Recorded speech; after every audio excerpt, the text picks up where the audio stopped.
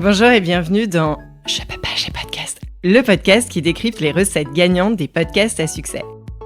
Quand j'ai lancé mon podcast des Nouvelles Héroïnes, j'étais seule. Et j'ai fait des erreurs, en perdant du temps et de l'argent. Et c'est en allant questionner d'autres podcasteurs que tout a changé. Alors j'ai décidé de partager avec vous leurs apprentissages et secrets pour amplifier l'audience de votre podcast et transformer enfin vos écoutes en euros. De manière simple et efficace, sans y laisser des litres de sueur, on n'est pas chez Basic Fit. Je suis Céline Steyer, directrice marketing reconvertie en créatrice de podcast. Ma passion, fouiner, décrypter, comprendre et organiser tout ce que vous ne trouverez pas sur YouTube. À partir de maintenant, vous n'êtes plus seul à appuyer sur le bouton diffuser. Rendez-vous derrière votre micro. Allez, je file parce que je peux pas, j'ai podcast.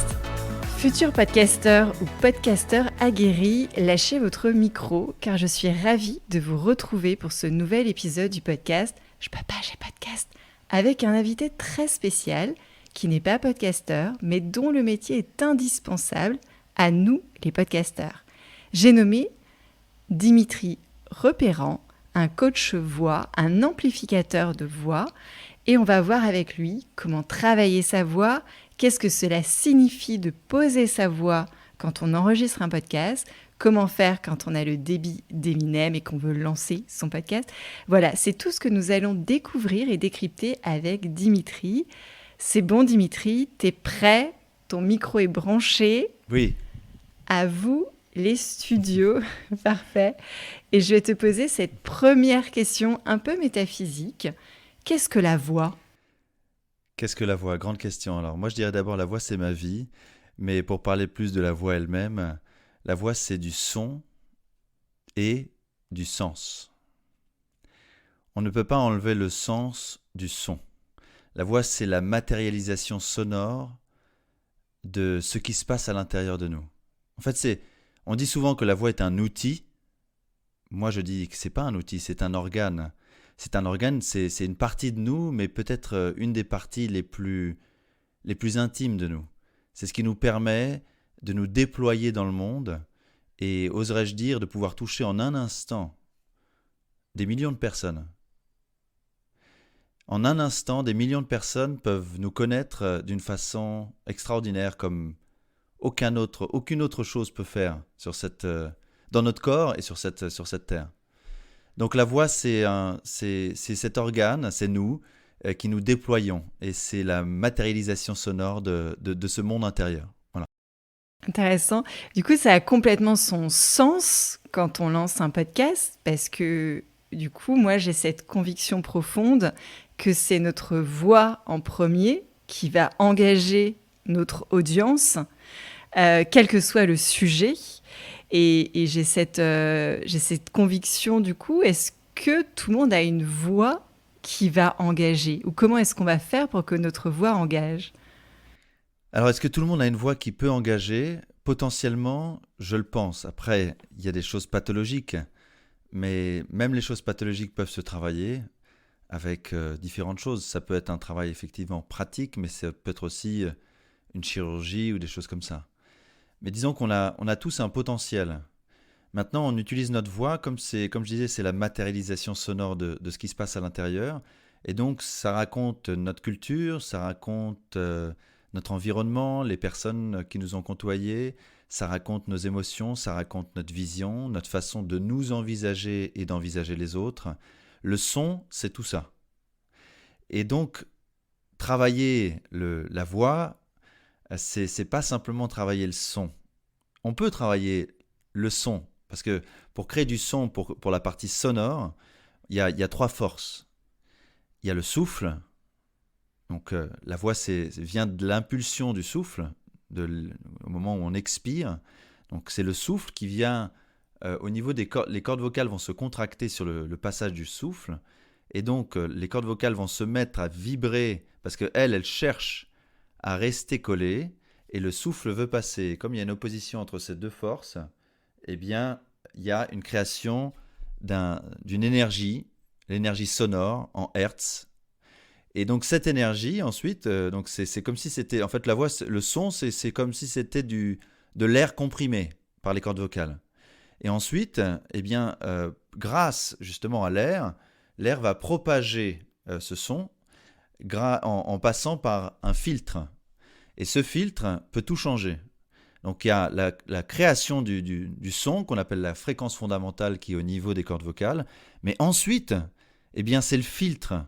Par exemple, là, moi, je pourrais faire le même son et aller l'amener davantage dans le nez, ça ferait ça. Ou alors faire le même son, mais l'amener davantage dans la bouche, ça ferait ça. Ou alors faire le même son, mais faire quelque chose de beaucoup plus léger, et bien ça ferait ça. Donc ça irait résonner dans beaucoup moins d'endroits. C'est le même son, c'est-à-dire que c'est la même fréquence que j'ai faite.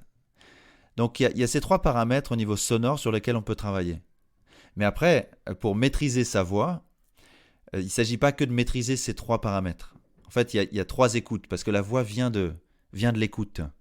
On est tous des êtres parlants. Tous ceux qui sont des êtres parlants sont des êtres parlants parce qu'ils ont une capacité auditive. Parce que ce sont des êtres écoutants. Et que les sourds de naissance profond, ils vont devenir muets. Donc c'est ce qu'on appelle la boucle audiophonatoire. Et voilà, donc l'écoute dont je viens de parler là, c'est l'écoute du son. Mais pour maîtriser sa voix, il y a 2 autres écoutes qui sont essentielles. C'est l'écoute de soi, c'est-à-dire qu'avant de me mettre à parler, il y a peut-être des choses qui me bloquent. Et avant de me mettre à parler, peut-être que je ne sais pas de quoi je veux parler. Et donc, il faut apprendre à s'écouter, à écouter là où on est, à accepter l'endroit où on est, à écouter ses émotions, à pouvoir mieux les maîtriser. Tout ça, c'est le travail d'écoute de soi. Et ensuite, la dernière écoute, parce que la finalité de la voix, c'est justement le déploiement de soi. Mais pourquoi ? À quoi ça sert de se déployer ? Céline, selon toi ? À transmettre, de se déployer À transmettre. à transmettre, à être soi, à convaincre, à donner confiance. Enfin, pour moi, c'est transmettre un message, raconter son histoire. Et alors, si on va plus loin, ça sert à quoi de transmettre ? De convaincre ? D'engendrer de la confiance ? C'est quoi l'objectif de tout ça ? D'exister, je dirais ça. D'exister, ouais, probablement. Mais plus loin que soi, parce qu'au final, soi, c'est une chose, mais plus loin que soi, il y a quelque chose. L'objectif de la voix, de la parole qui se met en voix, c'est de mettre en mouvement les autres vers quelque chose que l'on souhaite voir davantage, ou vers quelque chose qu'on souhaite voir éviter davantage. Donc c'est soit je mets en mouvement vers une direction qui me plaît, soit je mets en mouvement dans l'évitement d'une direction qui me déplaît. Voilà, donc la finalité de la voix, c'est ça. En fait, si on n'a pas compris ça, on n'a rien compris. L'objectif du son, c'est de mettre en mouvement les autres. Donc la dernière écoute, la plus importante au final, c'est l'écoute de l'autre. Si je veux maîtriser ma voix, eh bien, j'ai besoin de maîtriser comment l'autre peut m'écouter. Qu'est-ce qui fait qu'il va être attentif ? Qu'est-ce qui fait que mon message et l'information que je veux lui transmettre, et je veux que cette information le transforme, pas simplement lui transmettre, mais qu'elle le transforme, qu'elle le mette en mouvement, comme on a dit.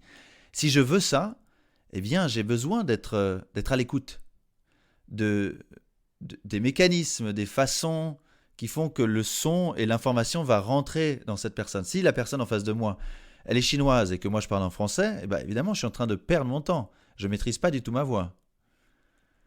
Si jamais la personne en face de moi a des écouteurs et est en train de faire quelque chose et que je lui parle, eh bien pareil, je suis en train de perdre mon temps. Si la personne en face de moi n'est pas disponible à m'écouter, je suis en train de perdre mon temps. Et donc, la voix ne sert à rien à ce moment-là. Donc, je ne suis pas en maîtrise de ma voix. C'est dans ce sens-là. Donc, il y a à la fois, ce que je te dis, c'est qu'il y a, ça c'est ma vision personnelle. Très peu de personnes vont te dire, oui, maîtriser sa voix, ça veut dire ça. Enfin, en tout cas, je l'ai entendu nulle part. Exactement.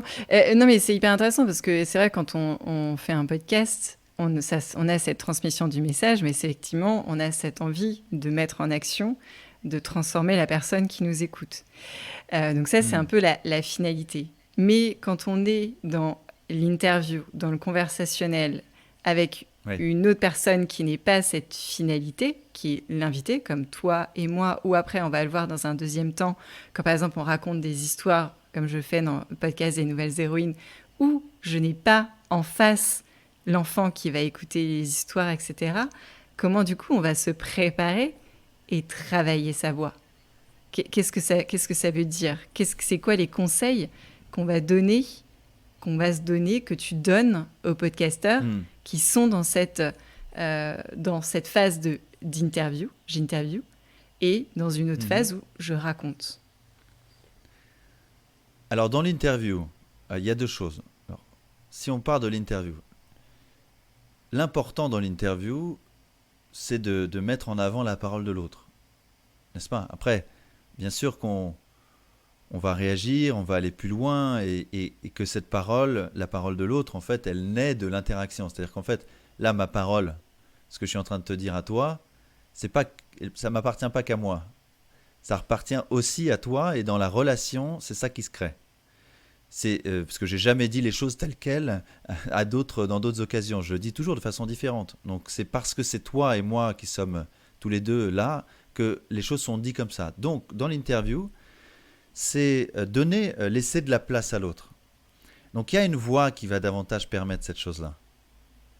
Une voix qui va, par exemple, une voix plus douce, une voix plus rassurante, une voix qui laisse davantage de place. Donc l'intervieweur, disons, ça dépend de sa posture.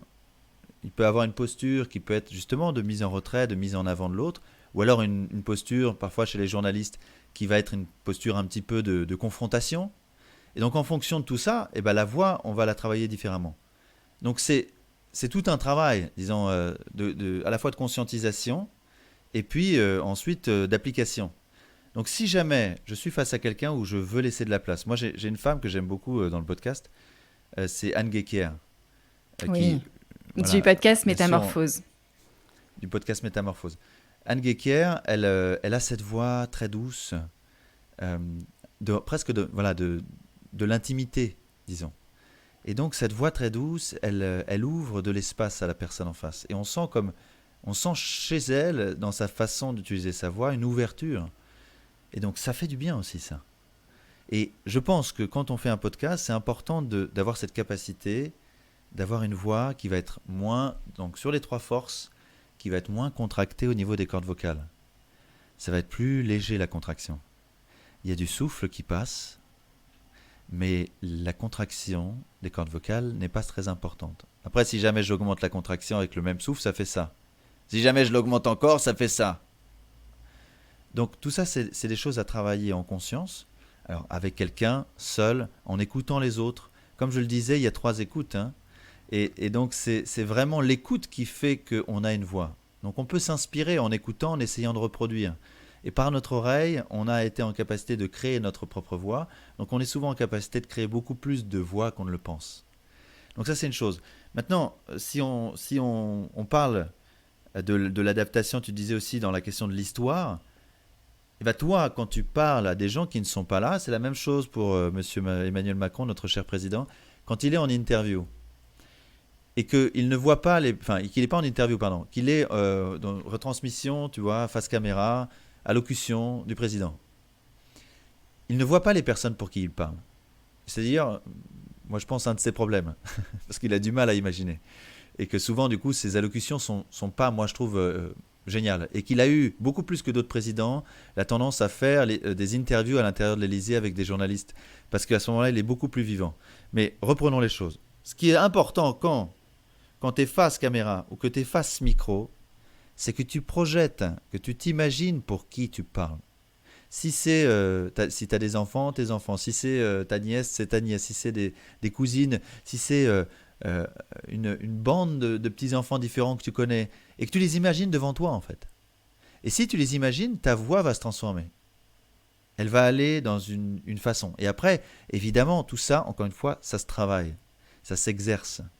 Donc, par exemple, pour les enfants, une voix douce, une voix légère. Enfin, moi, ma fille, je lui parle pas comme ça. Tu vois ? Parce que sinon, ça lui fait peur. Donc, je suis là avec une voix beaucoup plus légère. On change de posture.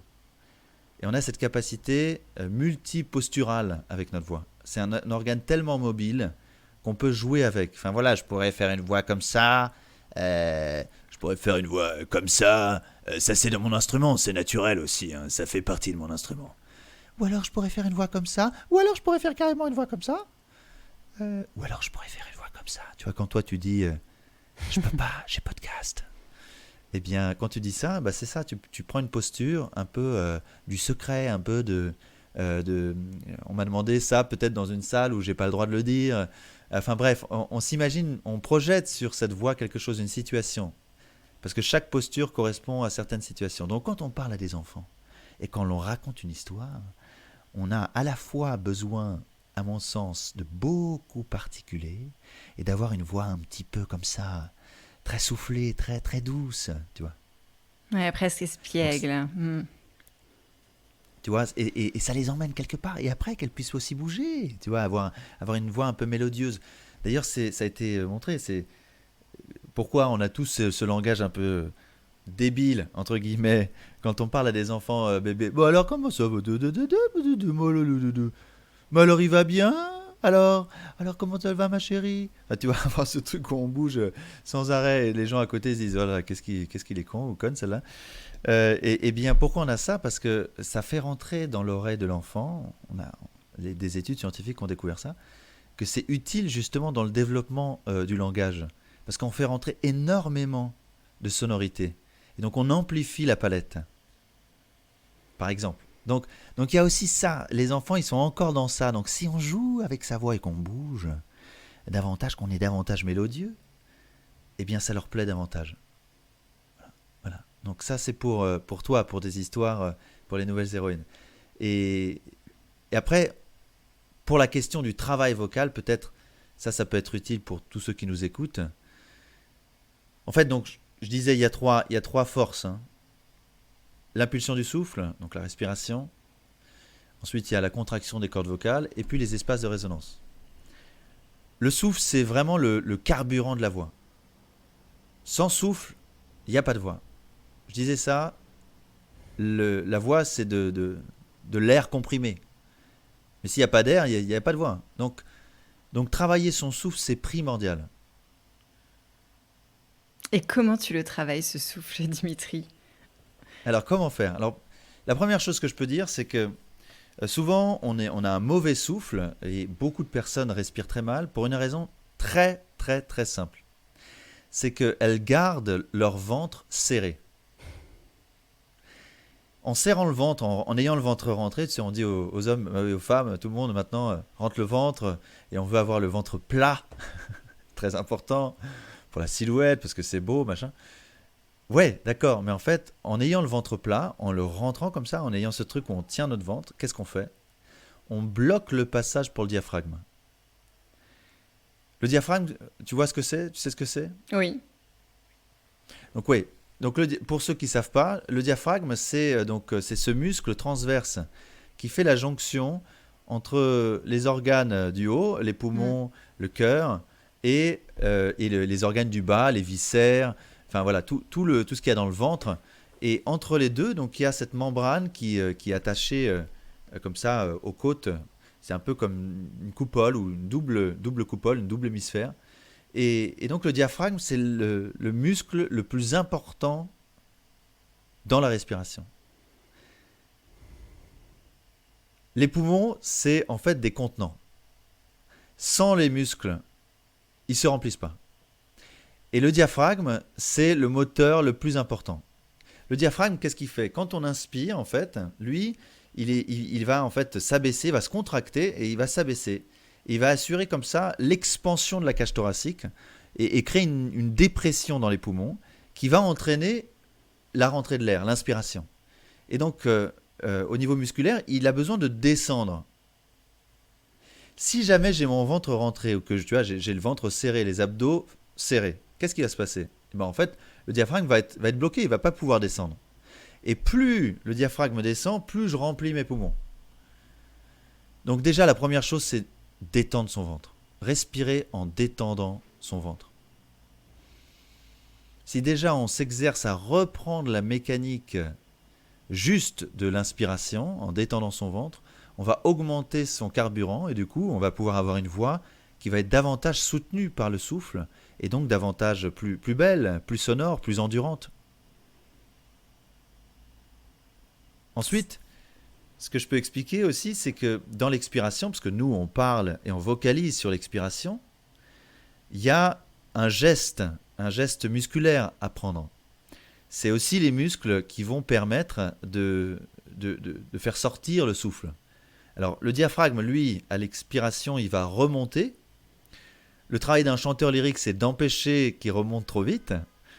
Mais le travail aussi d'un parlant, d'un être parlant, d'un parleur, c'est aussi de faire la même chose. C'est de l'empêcher de monter trop vite et en même temps de soutenir le souffle par les muscles. Donc, hier, je partageais un exercice sur LinkedIn qui est très simple. Donc, on inspire, on va le faire par le nez parce que ça va aider à ce qu'on détende le ventre et avoir un flux assez lent qui va permettre de bien remplir. On détend donc notre ventre et on peut même détendre jusqu'au périnée. Alors, je ne sais pas si tout le monde sait ce que c'est que le périnée, les hommes souvent moins que les femmes. Le périnée, c'est ce qui est à la base, c'est le muscle le plus bas, c'est ce qui est à la base ce qu'on appelle le plancher pelvien. Et donc, c'est un muscle qui soutient tous les organes et qui soutient le buste. Et donc, il y a 3 sorties. Il y a une sortie qu'on utilise quand on fait stop pipi. Il y a une sortie pour les femmes qui est donc au niveau du vagin. Et donc là, on l'utilise pour faire sortir le bébé. Et puis, il y a une dernière sortie commune qui est le stop caca, stop popo. Et donc, entre ces 3 endroits, il y a donc, ça fait comme un 8. Chez les hommes, le centre, c'est le stop éjaculation, pour ceux qui veulent faire un peu de travail tantrique. Donc travailler le périnée, c'est aussi très important. Donc quand on va respirer, on va essayer de détendre le périnée. Ce qui va faire qu'on va avoir la sensation, en même temps que notre ventre se gonfle, parce que le diaphragme descend et du coup fait une amplification au niveau 360 de tout le ventre, tu vois, parce qu'il appuie comme ça, et du coup toutes les viscères et tout ce qui est en dessous va grandir dans toutes les directions. Et c'est pareil. Je t'ai perdu. C'est bon, tu es revenu. Et donc, je disais, et c'est pareil pour le périnée. C'est-à-dire que le périnée, en le laissant détendu, on va pouvoir avoir encore plus de place. Donc, on le laisse détendu, on va sentir en fait le plancher pelvien qui va descendre, qui va comme aller vers le sol. Et donc, en faisant ça, ensuite, dans l'inspiration, ensuite, dans l'expiration, on va faire juste sur un et le plus longtemps possible sur le même débit. Je le fais pour montrer. Et en lançant le ch, on va lancer une petite contraction du périnée. Et puis petit à petit, on garde le ventre au démarrage détendu, le plus possible. Et puis petit à petit, son ventre va se rétracter, va se contracter. Et puis on essaie de rester bien aligné, bien droit, dans une posture vraiment droite, sans s'affaisser, sans casser le buste. Et on va faire l'exercice comme ça. Et à la fin, quand le débit redescend, on inspire. Je montre.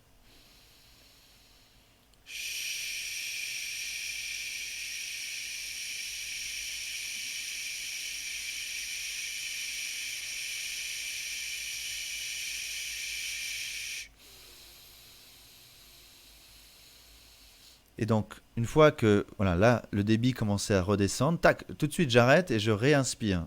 Qu'est-ce que ça va provoquer de faire cet exercice ? Alors, c'est utile pour plusieurs choses. D'une part, ça détend immédiatement. Donc, si on est stressé, on fait cet exercice, ça nous détend tout de suite. Autre part, ça nous permet de reprendre la bonne respiration, comme je disais, avec le diaphragme qui peut descendre tellement bien parce qu'on a à la fois le ventre détendu et même le périnée détendu. Donc on va pouvoir vraiment reprendre et développer sa capacité pulmonaire. Et ensuite, on va avoir ce soutien qui va permettre qu'on n'ait pas trop de tension au niveau des cordes vocales. Le soutien musculaire par le bas, d'abord par le périnée, puis par tous les autres muscles. Parce qu'après, il y a donc le ventre qui se rétracte et les abdominaux qui vont se contracter. Et puis à la fin, les intercostaux.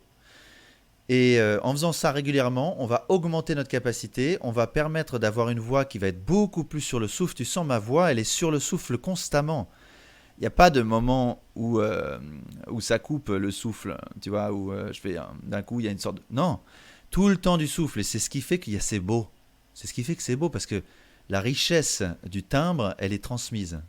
Donc ça, c'est un exercice tout simple, mais vraiment, à faire 10 fois par jour minimum, et qui va permettre petit à petit de développer sa capacité pulmonaire, son endurance, et le fait d'avoir une voix qui est bien portée par le souffle. Et en plus, après, c'est d'essayer de mettre ce mécanisme-là, la suite, quand on parle. Et de réussir petit à petit, peut-être en prenant des textes, de faire cette même mécanique respiratoire en étant sur du souffle qui est parlé et pas juste du souffle chuinté. Est-ce que c'est clair? Ouais, ça me rappelle mes cours de chant, parce que j'ai pris des cours de chant il y a quelques années. Et du coup, ça me rappelle effectivement ces exercices de souffle. On avait aussi, c'était très imagé, de chiens, de vaches. Enfin, voilà, il y avait pas mal de. Enfin, je me souviens de ma prof de chant qui nous dessinait en fait une vache au tableau. Elle nous expliquait du coup comment souffler, comment il fallait quelle posture avoir et avoir ce ventre vraiment relâché. Et voilà, ça m'avait beaucoup aidé. Donc ça, c'est des exercices qu'on peut faire tous les jours. Est-ce que est-ce que c'est pour des travails, là, c'est pour tenir le souffle?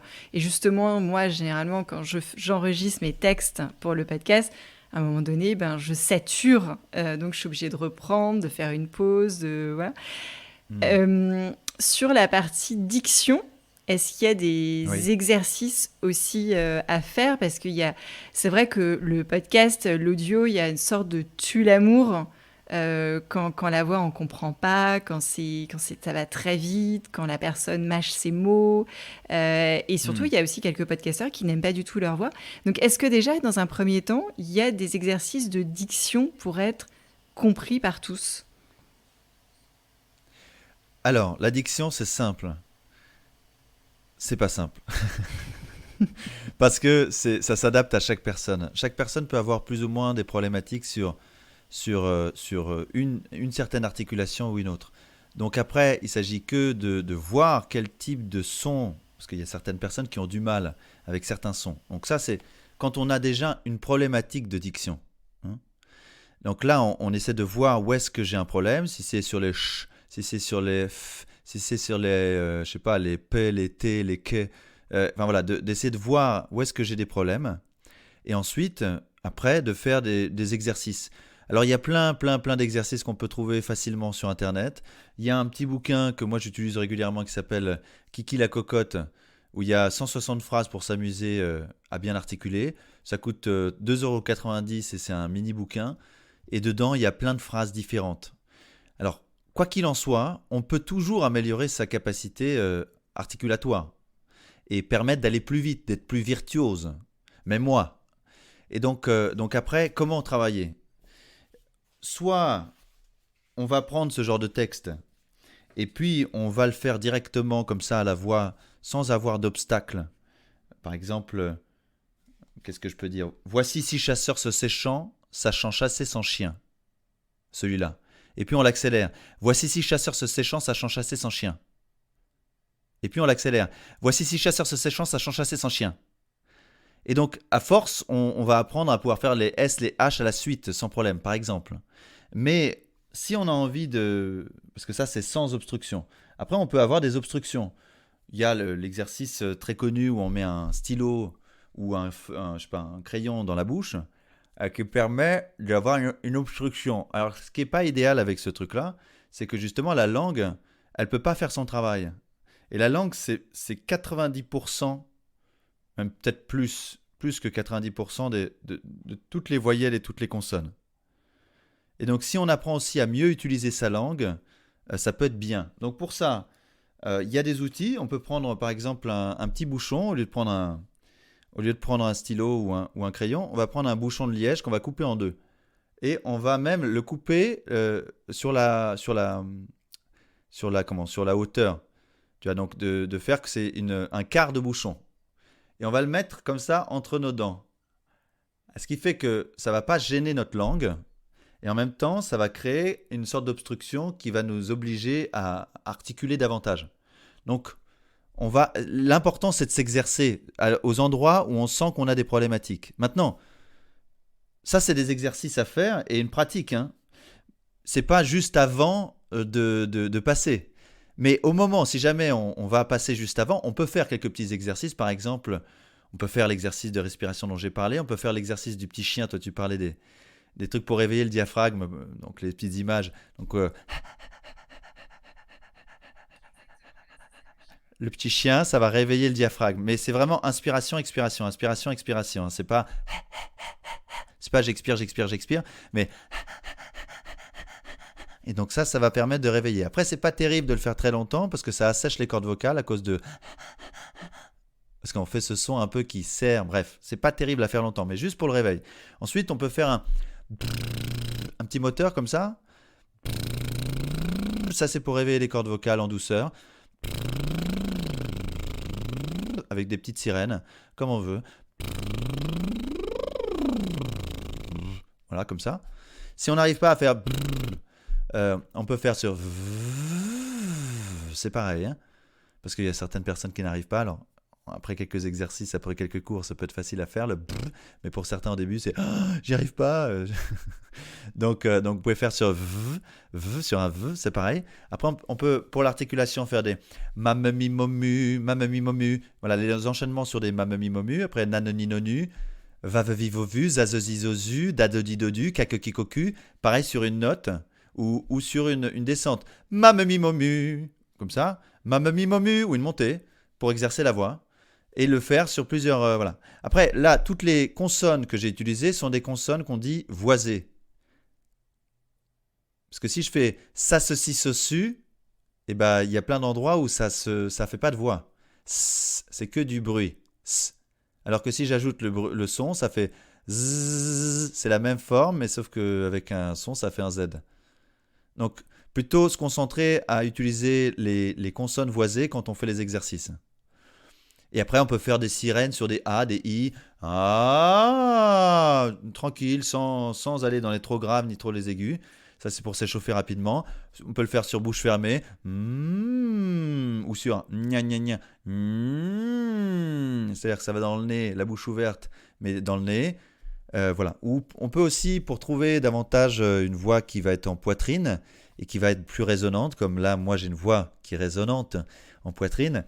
On va chercher un bourdon en faisant un bouche fermée, et essayer de sentir en mettant sa main sur sa poitrine le son qui vibre, le son, voilà, comment il vibre et comment on peut sentir à cet endroit. Cette voix en poitrine, elle va donner de la chaleur. Si je lui ajoute du souffle, eh bien à ce moment-là, on rentre dans une voix très intime, un peu à la FIP. Vous êtes bien sur FIP Radio, qui est un peu séduisante aussi, n'est-ce pas? Donc ça, c'est des exercices géniaux qu'on fait avant notre enregistrement et qu'on peut faire à tout moment. Est-ce qu'il y a des conseils aussi? Alors moi, je sais que je bois avant. Est-ce que lors d'un enregistrement, on boit de l'eau en permanence? Voilà, donc là, Dimitri, on enregistre à distance et vient de boire un verre d'eau. Donc oui, on peut boire un verre d'eau en permanence. Évidemment. Pourquoi ? Parce que en parlant, on a tendance à respirer par la bouche, parce qu'on enchaîne et qu'on respire rapidement. En respirant par la bouche, on va du coup assécher un peu les cordes vocales, et puis évidemment, donc on a besoin d'hydrater. Donc à force, c'est bien d'avoir toujours un verre d'eau à côté, de ne surtout pas hésiter à boire. Et alors ça peut être ou de l'eau pas trop fraîche, sinon c'est pareil, c'est pas bon. De l'eau plutôt à température ambiante, ou alors plutôt de l'eau, ça peut être aussi de l'eau tiède, de l'eau chaude. Il y en a certains qui prennent juste d'ailleurs de l'eau chaude sans rien. Et puis ça peut être des tisanes au thym, des tisanes au citron, des tisanes au gingembre, voilà, des choses comme ça peut être bon pour la voix. Mais en tout cas, ouais, c'est très important de pouvoir s'hydrater régulièrement. Il ne faut surtout pas être là, zut, s'il y a un problème si je bois, on va se dire quelque chose. Et café, il y en a qui par exemple se déconseillent le café. Surtout pas le café, parce que le café c'est desséchant. C'est pour ça d'ailleurs qu'on vient nous offrir à chaque fois quand on est au café un verre d'eau avec. Parce que c'est pas du tout désaltérant, c'est l'inverse. Ça dessèche notre corps et donc ça dessèche aussi les cordes vocales. Donc il faut éviter le café. Alors moi j'en prends quand même, hein. Je suis pas encore au stade où je prends pas de café, j'en prends, mais je bois beaucoup d'eau. Que faire quand justement moi beaucoup de personnes, je te le disais, des personnes qui parlent très très très très vite comment en fait les faire avoir un débit plus doux, plus lent, quand elles ont l'habitude de parler très vite. Alors, venez me voir. Non, mais pour dire les choses simplement, en fait, le débit rapide, il peut avoir plusieurs. C'est un symptôme. C'est-à-dire que quand je vais vite, c'est que je déballe, je débite. Je vais trop vite, je ne m'occupe pas obligatoirement de la personne qui est en face de moi. Comme je disais, le plus important n'est pas, au final, de dire, de vocaliser, mais que l'autre entende, reçoive et se mette en mouvement grâce à ça. C'est ça le plus important. Donc, à partir du moment où on se met à la place de l'autre, on va ralentir. Et d'ailleurs, c'est un autre conseil que je donne tout le temps sur l'articulation. Si jamais tu veux mieux articuler, concentre-toi sur l'oreille de l'autre. Et souvent, ça fait beaucoup d'effet.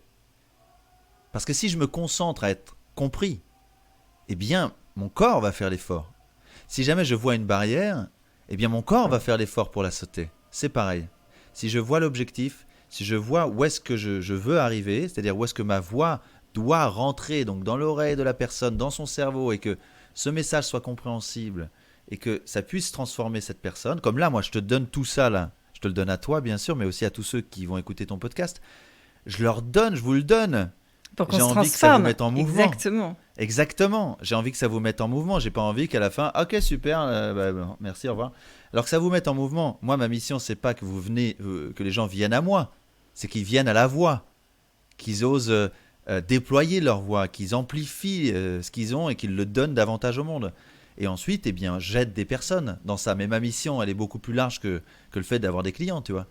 Mais mon appel, la preuve, il n'est pas dans le fait d'avoir des clients, il est dans le fait de transmettre quelque chose. Et donc, si à la fin de notre podcast, les gens qui m'écoutent, les gens qui nous écoutent là, se disent « Ah ouais, tiens, je vais travailler ma voix, tiens, il m'a donné envie, tiens, il m'a donné un tips que je vais tout de suite appliquer », ben là, j'ai gagné. Ça y est, super. Moi, tu m'en as donné pour Nouvelles Héroïnes. Et donc, pour ceux qui parlent comme Eminem... Oui, pour ceux qui parlent comme Eminem... Je dirais qu'ils sont déjà très doués parce qu'Eminem a un débit, une capacité justement articulatoire hyper bonne, une diction très bonne.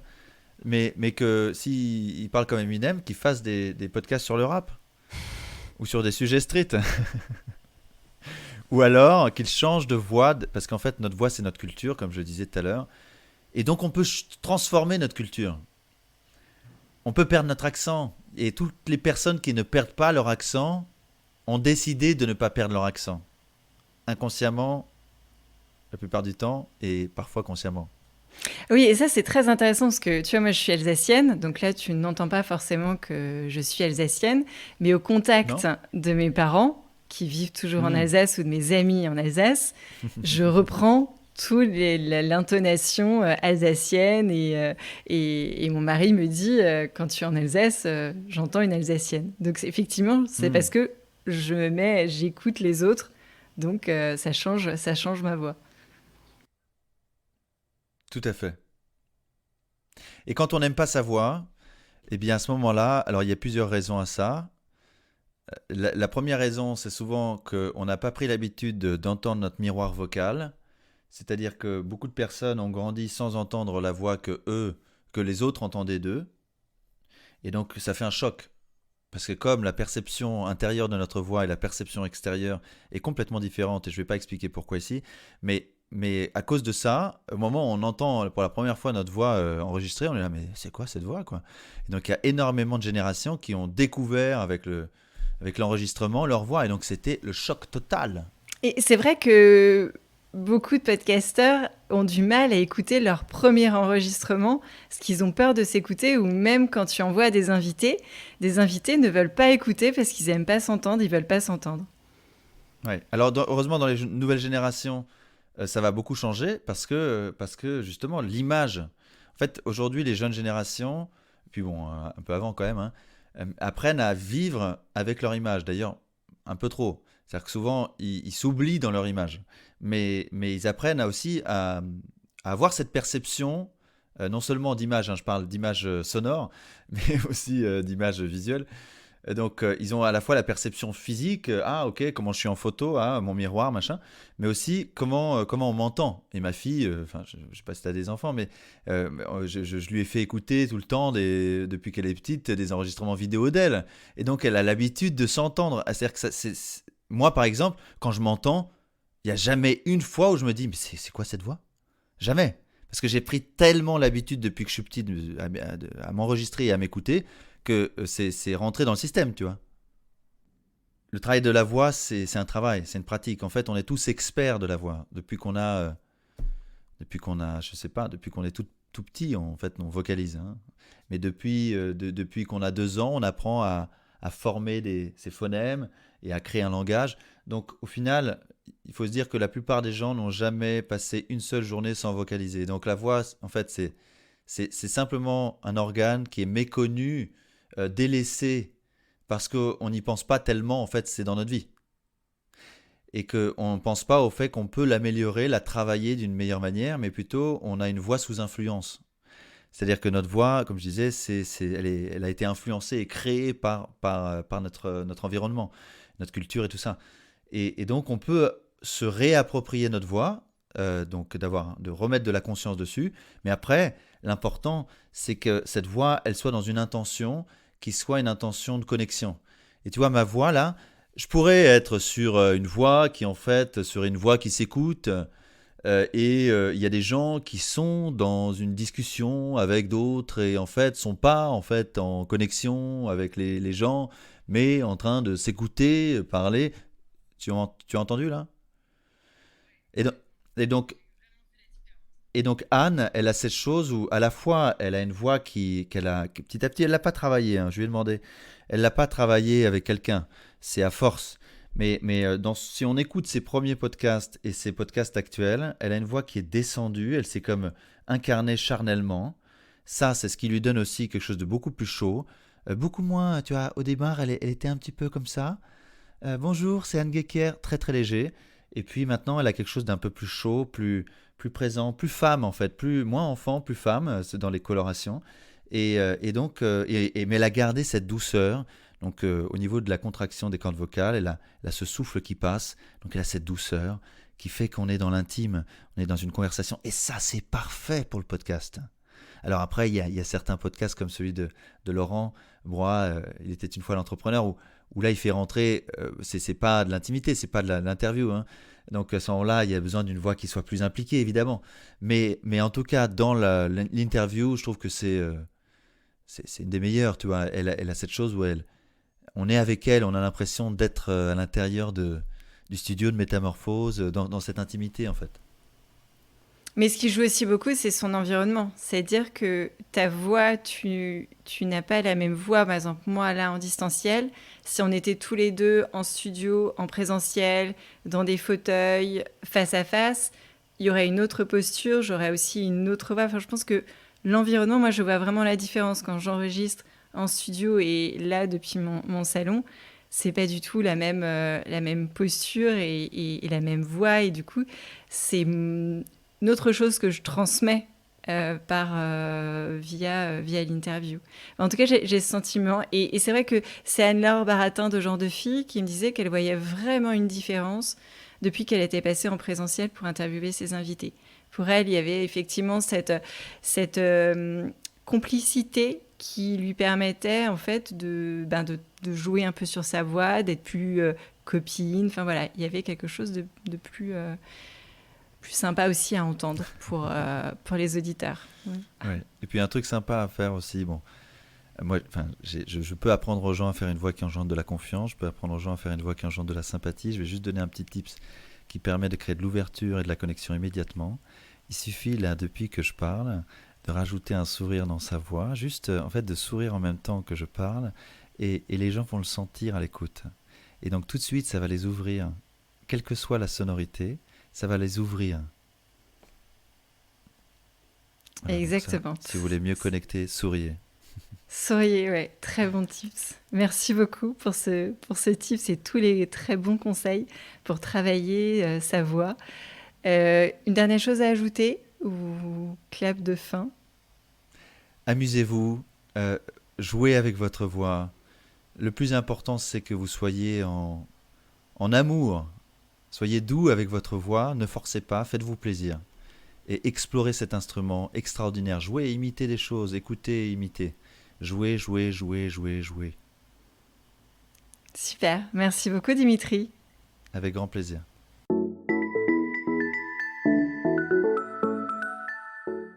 Merci d'avoir écouté cet épisode jusqu'au bout. J'espère qu'il vous a plu et que vous en ressortez confiant pour votre podcast. Si c'est le cas, abonnez-vous pour ne rater aucun épisode. Parlez-en autour de vous et surtout laissez-moi une note et un commentaire 5 étoiles sur Apple Podcasts et Spotify.